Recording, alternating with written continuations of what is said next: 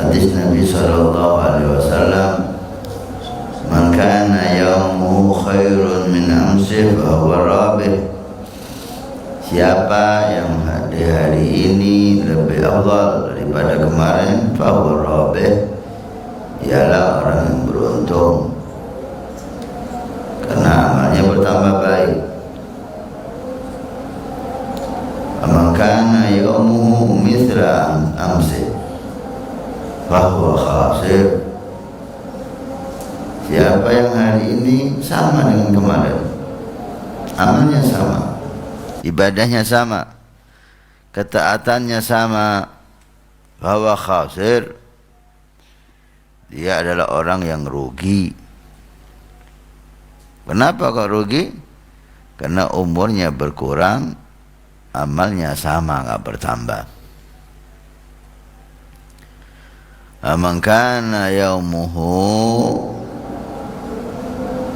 barang siapa yang harinya lebih jelek dari kemarin, aswa menamsih, lebih jelek dari kemarin, bahwa halik, ialah orang yang celaka. Naudzubillah. Kenapa dikatakan celaka? Karena umurnya berkurang dan amalnya lebih jelek. Naudzubillah. Mudah-mudahan hari kedua ini lebih baik dari hari kemarin yang pertama, dan hari ketiga esok lebih baik daripada hari ini yang kedua, dan seterusnya seperti itu, lebih baik dan lebih baik. Amin ya rabbal alamin. Khairukum man tala umruhu wa hasuna amaluh. Sebaik-baik kalian orang yang panjang umurnya dan amalnya tambah baik, tambah baik, tambah baik. Amin ya rabbal alamin. Meneruskan pelajaran di hari pertama tentang sunanus saum, sunnah-sunnah bagi orang yang berpuasa.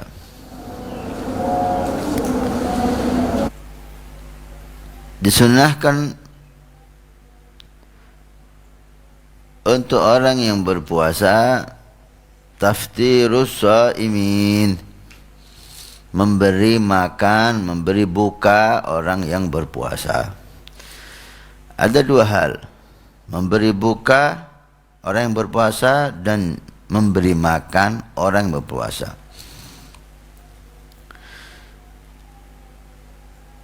Memberi buka orang yang berpuasa fadilah sangat besar sekali. Nabi SAW bersabda, "Man fattara shaiman kana lahu mithla ajrihi ghaira annahu la yanqus min ajri shaimi syai'a." Rawahu Tirmidzi. Siapa orang yang berpuasa, orang yang memberi makan, memberi buka orang puasa, maka dia mendapatkan pahala ibadah puasa tanpa mengurangi sedikit pun dari pahala puasanya. Siapa yang memberi buka orang puasa, dia mendapatkan pahala puasanya tanpa mengurangi pahala orang yang berpuasa. Sahabat bertanya, "Ya Rasulullah, tidak setiap kita mampu memberi makan orang yang berpuasa. Kita miskin, banyak di antara kita yang enggak punya." Nabi menjawab, "Mendapatkan pahala itu walaupun dengan satu kurma atau satu teguk air." Makanan yang pertama masuk ke perut orang yang berpuasa, itulah yang dimaksud memberi makan orang puasa, memberi buka. Sedangkan memberi makan orang puasa, pahalanya tersendiri. Man syabba'a shaima, Nabi bersabda, siapa yang membuat orang berpuasa kenyang, memberi makan sampai kenyang orang yang berpuasa, maka diampuni dosanya oleh Allah Subhanahu wa ta'ala. Memberi buka orang yang berpuasa, walaupun dengan satu kurma, pahalanya mendapatkan pahala orang yang berpuasa. Memberi makan orang yang berpuasa, diampuni semua dosanya oleh Allah Subhanahu wa ta'ala. Maka beruntunglah mereka yang berlomba-lomba untuk memberi buka orang yang puasa. Dan tidak ada yang lebih afdal daripada berbuka dengan kurma. Maka silahkan, Anda ingin mendapat pahala puasa berapa banyak, dengan Anda memberikan kurma kepada mereka, orang-orang yang berpuasa, dan digunakan kurma tersebut untuk berbuka. Maka ada orang yang Ramadan mendapatkan pahala ibadah puasa 1000 orang. Dia satu tapi pahalanya 1000 orang. Kenapa? Dia memberi makan 1000 orang yang berpuasa.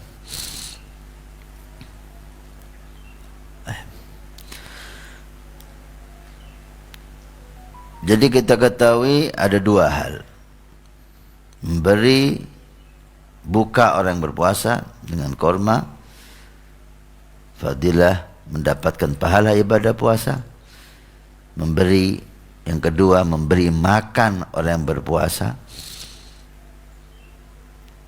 Dikatakan syabba'a shaiman, membuat kenyang orang puasa, mendapat pahala, dosanya diampuni oleh Allah Subhanahu wa ta'ala. Termasuk disunnahkan bagi orang berpuasa al-ightisal minal janabati qabla al-fajri, mandi bagi orang yang junub sebelum terbit fajar. Dahulu bagi orang yang berpuasa diharamkan berhubungan suami istri siang dan malam. Siang dan malam puasa dari berhubungan suami istri. Fasyagga dzalika 'ala sahabah. Maka sahabat merasa berat. Siang malam sebulan penuh tidak boleh berhubungan. Maka turun ayat yang memperbolehkan mereka untuk berhubungan ketika malam hari. Bagi yang berhubungan atau di malam hari, atau bagi yang mimpi sampai keluar mani di malam hari, maka dia dikatakan janabah, punya hadas besar namanya janabah. Dan disunahkan mandi sebelum terbit fajar, khurujan minal khilaf man aujabah. Sebagian ulama mewajibkan mandi janabah sebelum terbit fajar, wajib. Siapa yang terbit fajar dan dia junub, haram. Tapi mu'tamad sunnah, tidak wajib untuk mandi janabah sebelum fajar. Baik. Sehingga dia di pagi terbit fajar dia puasa dalam keadaan suci dari hadas besar. Disunahkan pula di malam hari Ramadan al-ightisal kullu lailatin min layali Ramadan. Sunnah mandi. Tidak ada hubungannya mandi ini dengan janabah. Setiap malam sunnah mandi. Dimulai malam itu dengan maghrib, supaya semangat untuk ta'ah ibadah.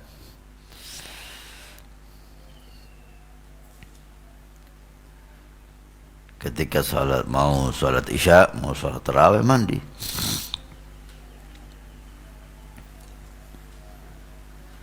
Sunnah setiap malam, mulai malam pertama sampai malam terakhir.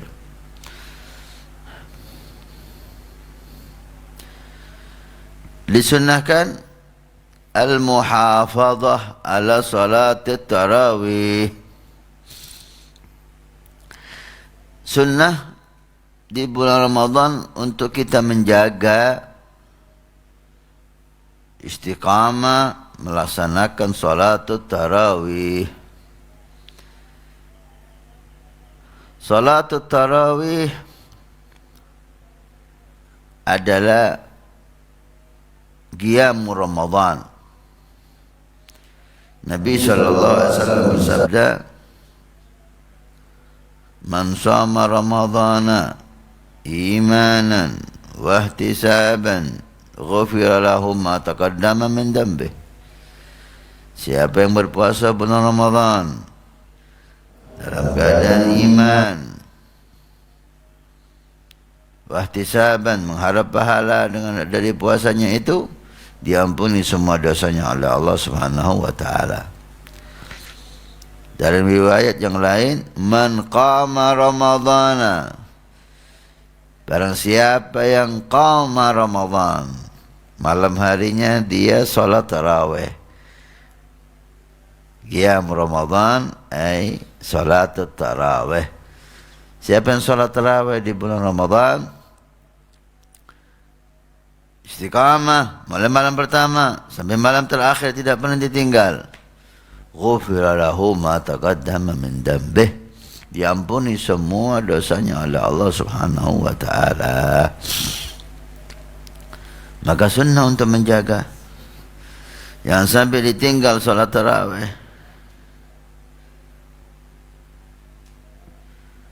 Salat tarawih atas pendapat mutamad di madhab Imam Syafi'i adalah 20 rakaat, 20 rakaat. Banyak riwayat menunjukkan bahwa salat tarawih 20 rakaat. Disunnahkan salat tarawih berjamaah.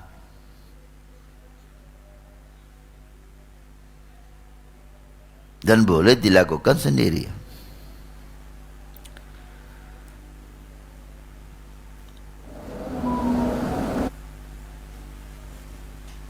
Boleh salat tarawih di bawah 20 rakaat. Dikatakan oleh ulama, aqalluhu rakaatain. Salat tarawih paling sedikitnya 2 rakaat. Tapi paling sempurnanya 20 rakaat. Karena ada yang berpendapat tidak sah salat tarawih kalau tidak 20 rakaat. Mu'tamad diperbolehkan dan sah salat tarawih tidak sampai 20 rakaat, tapi afdalnya 20 rakaat. Afdalnya dilakukan dengan berjamaah, tapi boleh dilakukan sendirian.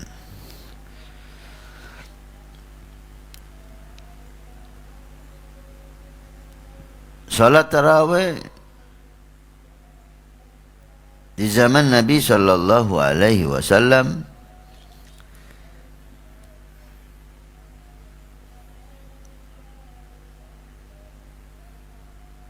Nabi pernah salat tarawih di masjid dan diikuti oleh banyak sahabat. Kemudian di malam-malam berikutnya Nabi tidak keluar ke masjid, dikatakan salat di rumah. Dengan alasan takut salat tarawih diwajibkan oleh Allah. Rahmatuhu bi ummatih sallallahu alaihi wasallam. Karena Nabi ini enggak mau umatnya itu terbebani. Beliau selalu ketika diberi tawaran oleh Allah untuk umatnya, fakhtara aisaraha. Beliau selalu memilih yang mudah untuk umatnya sallallahu alaihi wasallam sampai beliau meninggal. Di zaman Sayyidina Abu Bakar Siddiq radhiyallahu taala anhu warḍah, salat tarawih seperti keadaan zaman Nabi sebelum meninggal. Mereka salat sendiri-sendiri di masjid, tidak berjamaah.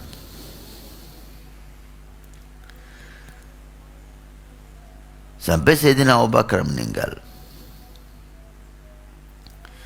Ketika Sayyidina Umar bin Al-Khattab radhiyallahu taala anhu arda menjadi khalifah Amirul Mukminin, beliau ketika melihat para sahabat salat di masjid Nabi sallallahu alaihi wasallam dengan salat sendiri-sendiri ketika Ramadan, beliau berijtihad. Nabi SAW sholat sendiri karena takut diwajibkan. Dan sekarang tidak mungkin lagi berubah hukum. Tidak mungkin lagi yang sunnah menjadi wajib, seperti tidak mungkin berubah yang wajib menjadi sunnah. Agama sudah sempurna dan tidak berubah lagi. Dengan meninggalnya Nabi, maka tidak ada satu hukum pun yang berubah. Maka Sayyidina Umar tidak berpendapat tidak ada alasan sekarang untuk sholat tarawih itu sendirian. Dikumpulkanlah sahabat dan disuruh salah satu di antara mereka untuk menjadi imam, sehingga di zaman Sayyidina Umar bin Khattab sholat tarawih mulai saat itu dilaksanakan berjamaah di masjid Nabi sallallahu alaihi wasallam dengan bilangan 20 rakaat. Tidak ada satupun yang mengingkari. Bahkan Sayyidina Ali bin Abi Thalib karamallahu wajhah wa alaihi salam, yang terkenal sebagai pintunya ilmu, ana madinatul ilm wa aliyu babuha. Nabi bersabda, saya kotanya ilmu dan Ali pintu dari kota ilmu tersebut. Ketika melihat masjid Nabi makmur dengan salat tarawih berjamaah di zaman Sayyidina Umar setelah meninggal dunia, beliau berkata, ammarallahu qabra Umar kama ammara masajidana bis salati tarawih. Mudah-mudahan Allah memakmurkan, menghidupkan kubur Sayyidina Umar seperti halnya beliau membuat masjid kami makmur dengan salat tarawih. Semenjak itu dan sampai sekarang, Masjidil Haram, Masjid Nabawi, dan hampir seluruh masjid umat Nabi sallallahu alaihi wasallam yang berakidah ahli sunnah wal jamaah melaksanakan sholat tarawih dengan berjamaah 20 rakaat. Subhanallah. Sampai saat ini Masjidil Haram, Masjid Nabawi 20 rakaat. Baik. Ini sholatul tarawih yang dikatakan sholatul qiyam, yang dikatakan qiyamul Ramadan.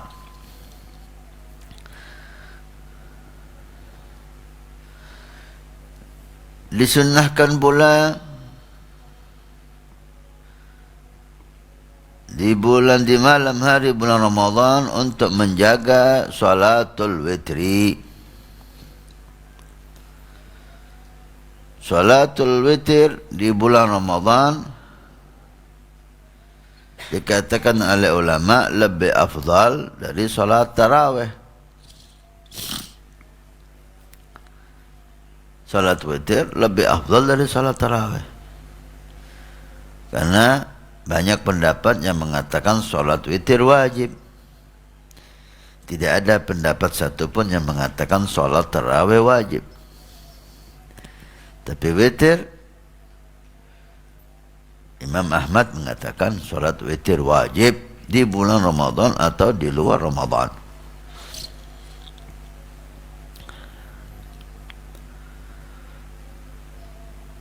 Salatul witir di bulan Ramadan mempunyai beberapa keistimewaan yang tidak ada di dalam salat witir di luar Ramadan. Di antaranya, salat witir di bulan Ramadan sunnah berjamaah. Di luar Ramadan, salat witir tidak sunnah berjamaah. Di bulan Ramadan, salat witir dibaca jahriyah, dibaca keras bacaannya, Fatihahnya keras, suratnya keras, Sabbihisma rakaat pertama, rakaat kedua Qul ya ayyuhal kafirun, rakaat ketiga Al-Ikhlas dan Al-Falaq An-Nas, dibaca dengan keras. Di luar Ramadan, salat witir baik Fatihah dan surat dibaca pelan. Salat witir di bulan Ramadan jika sampai separuh kedua, nisfus akhir, separuh kedua mulai malam 16 sampai malam 30, sunnah untuk kunut di i'tidal rakaat terakhir, membaca kunut seperti kunutus subuh, Allahumma hdina fi man hadait wa afina fi man afait ila akhirih. Bahkan Imam Syafi'i mensunnahkan kunut di fajar kiasan kunut di witir. Dan Nabi SAW mengajari cucunya Sayyidina Hasan atau Husain untuk kunut di salatul witir. Maka diambillah hukum ini oleh Imam Syafi'i dengan beberapa riwayat yang lain untuk kunut pula di salatul fajar, salat subuh. Salatul witir sunnah untuk dijaga istiqamah, minimal salatul witir minimal 1 rakaat. Tapi makruh mudawamah alaiha, makruh untuk selalu salat witir 1 rakaat. Adnal kamal, kesempurnaannya mendekati kesempurnaan 3 rakaat. Dan afdalnya 3 rakaat dan paling banyaknya 11 rakaat, 11 rakaat. Hadis inilah yang banyak sebagian saudara kita salah memahaminya. Hadis yang diriwayatkan oleh Sayyidatuna Aisyah, karena Nabi sallallahu alaihi wasallam tidak pernah meninggalkan 11 rakaat, la fi Ramadan wa la fi ghairi Ramadan. Nabi tidak pernah meninggalkan salat malam 11 rakaat, baik di bulan Ramadan atau di luar bulan Ramadan. Sebagian mengatakan memahaminya bahwa yang dimaksud 11 rakaat ini adalah salatul tarawih, sehingga 8 rakaat tarawih, 3 rakaat witir, 8 ditambah 3 11. Dengan dalil Nabi enggak pernah kurang dari 11. Maka dijawab, coba Anda pahami hadis ini lagi.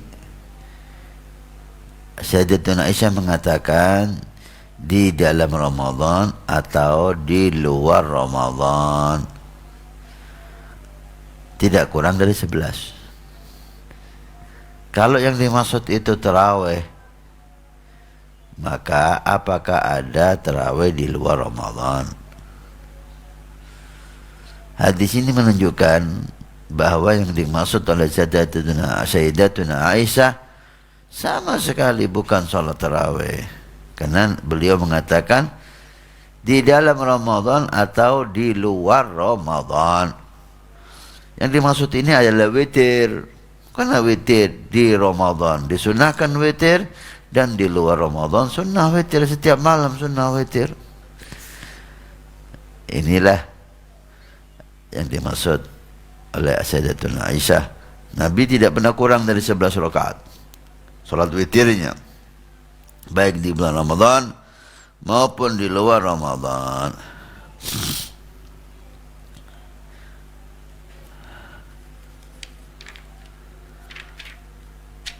Mudah-mudahan Allah Subhanahu wa taala menjadikan hari kedua ini hari yang penuh berkah insyaallah.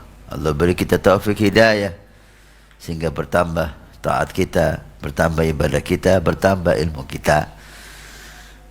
Mudah-mudahan televisi kita, baik Nabawi TV atau Al-Wafa TV, menjadi media bertambahnya ilmu kita, sehingga bertambah pula kedekatan kita kepada Allah dan Rasul. Allah jadikan setiap bertambah ilmu, setiap semakin dekat dengan Allah Subhanahu wa taala, dan Allah selamatkan kita dari orang yang bertambah ilmu tapi tidak bertambah hidayah. Man izdada ilman wa lam yazid huda lam yazdad min Allah illa bu'da. Siapa yang bertambah ilmunya tapi tidak bertambah hidayahnya, bertambah ilmu enggak tambah taat sama Allah, bertambah ilmu enggak tambah takut sama Allah, maka orang ini dinyatakan tidak bertambah ilmunya kecuali bertambah jauh dari Allah. A'udzubillah. Mudah-mudahan ilmu kita bertambah dan hidayah kita bertambah. Ramadan, waktu kita memperkuat iman dan menambah dekat dengan Al-Hannan, Allah Subhanahu wa taala. Mudah-mudahan Allah muliakan kita dengan malam Lailatul Qadar. Allah beri taufik kita, Allah beri hidayah kita, amin ya rabbal alamin. Asyhadu an la ilaha illallah astaghfirullah nas'alukal jannata wa na'udzu bika minan nar. Asyhadu an la ilaha illallah astaghfirullah nas'alukal jannata wa na'udzu bika. Asyhadu an la ilaha illallah astaghfirullah nas'alukal jannata wa na'udzu bika minan nar. Allahumma innaka 'afuwun tuhibbul 'afwa fa'fu 'anna. Allahumma innaka 'afuwun tuhibbul 'afwa fa'fu 'anna. Allahumma innaka 'afuwun tuhibbul 'afwa fa'fu 'anna ya karim. Ini yang bisa kita sampaikan. Bertemu lagi insyaallah di sore hari jam 4 dengan tema fikhu Ramadan dan soal jawab.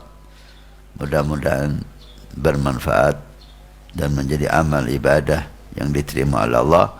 Walhamdulillahi rabbil alamin.